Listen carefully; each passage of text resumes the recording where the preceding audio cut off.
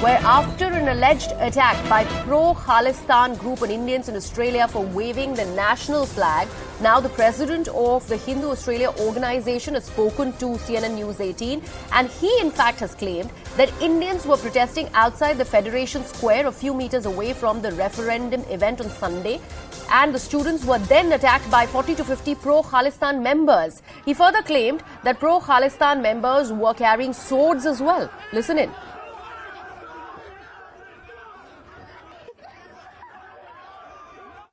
अमरिंदर साहब, सर आप उस दिन वहां पे मौजूद थे जब हमारे इंडियन बच्चों पे खालिस्तानी ग्रुप्स ने अटैक किया. क्या कुछ हुआ, थोड़ा विस्तार में बताइए.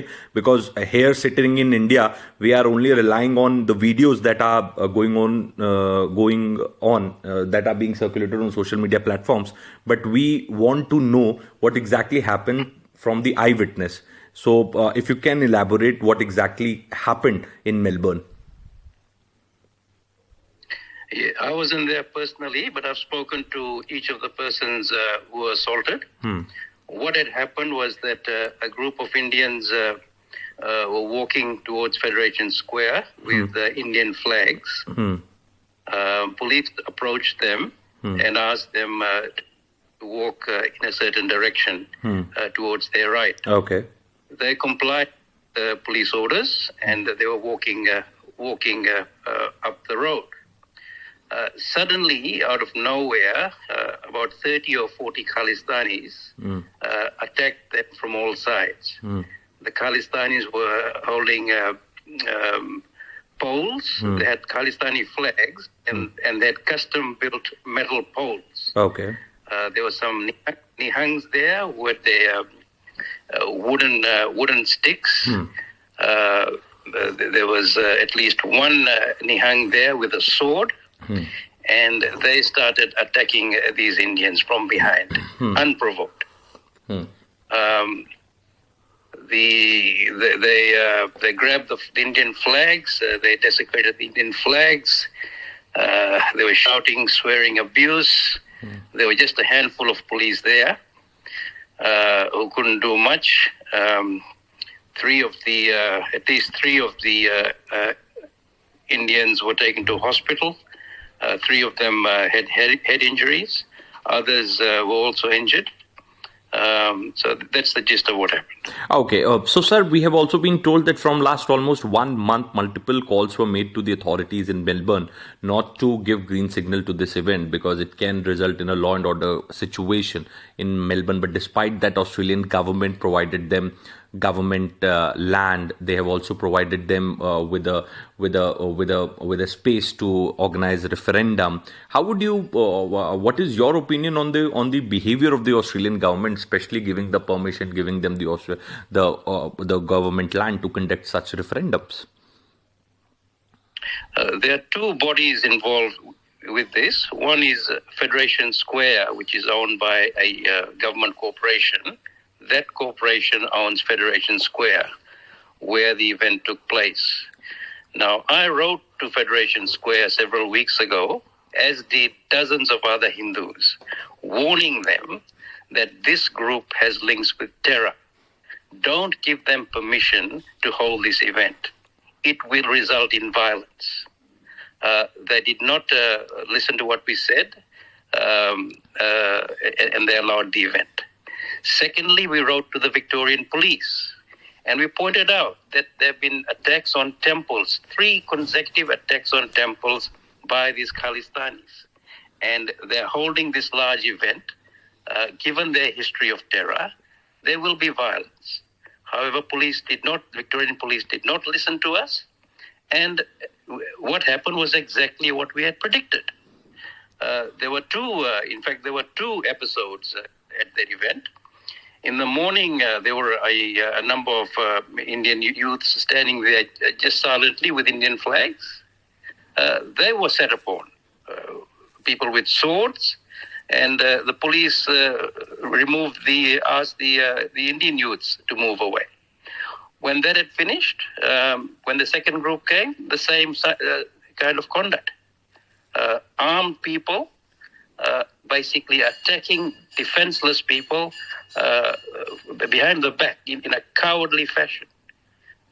So that's the background of Okay, it now. so playing devil's Victorian advocate, police- if the Khalistani groups were backed by stakes, swords, and iron rods, Indian students were backed by any sort of weapons, or they were only holding national flags in their hands? No, they had no weapons. You can't carry weapons.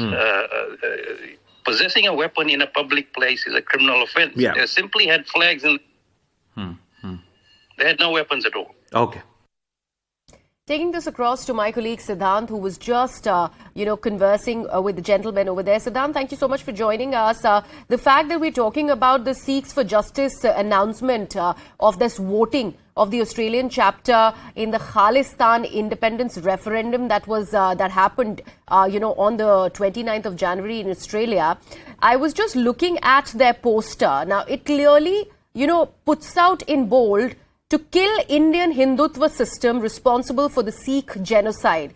Considering how combative this entire voting poster was, there needed to be some sort of a security arrangement, even if there was permission given for such a referendum to take place in Australia. What is happening about that, considering now the Indian embassy has also spoken to its members in Australia? Well, look, this was nothing but a symbolic propaganda event and an attempt to hammer the sovereignty of India. And time and again, Mr. Guru Patwant Singh Pannu, with some of his self-proclaimed gangsters, working all across the world, organized such events. And even one such event was organized in Melbourne.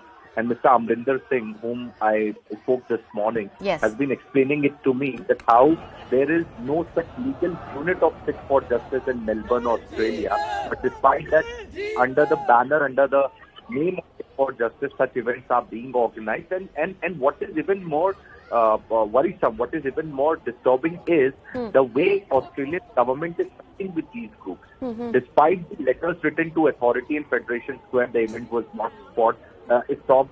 Despite Indian community informing the Australian government about the antecedents of Sikh for Justice, the background of Sikh for Justice, and how they are linked with ISI-backed terror groups, and they have spreading venom and propaganda against India. Despite that, they were allowed to go ahead with this symbolic referendum event. So that is really disturbing. And this is perhaps the reason that the Indian patriotic population living in Melbourne is worried. And in fact, they are also worried because their temples are being attacked. Hindu temples are being vandalized. In fact, the dossier that has been submitted to the authority by this one Australian Hindu association talks about all the incidents, but no action from the authority. So it is very disturbing, and this is perhaps the reason the government of India is taking this entire incident very, very seriously. Okay. And in fact, Indian High Commissioner has spoken to the Premier of Victoria, and he did flag off the concerns of the Indian community, and especially the security of patriotic Indians living in Melbourne countryside and in fact different parts of Australia.